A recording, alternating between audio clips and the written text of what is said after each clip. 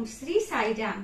परम आराध्य, परम प्रेममय, परम करुणामय प्राण सखा भगवान का चरण कमल कोटि कोटि प्रणति जणे आरंभ करिबा भगवान कर अवतार बाणी। भगवान आमकु कौन उपदेश बा संदेश देउछन्ति आसन्तु सुनिबा।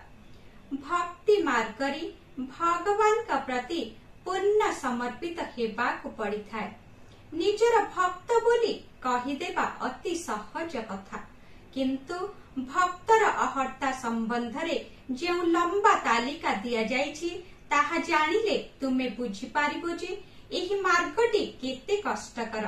भक्त द्वेष रहित, मित्र भावापन्न, करुणामय, निरमोही, निरहंकार, सुख दुख और निंदा प्रशंसारे समभावापन्न, क्षमाशील, सदा संतुष्ट, दृढ़ निश्चय, अनपेक्ष, शुचिवंत, दक्ष, उदासीन, निराडंबर, अनिकेत, स्थिरमति इत्यादि इत्यादि हेबा निश्चित भावरे आवश्यक।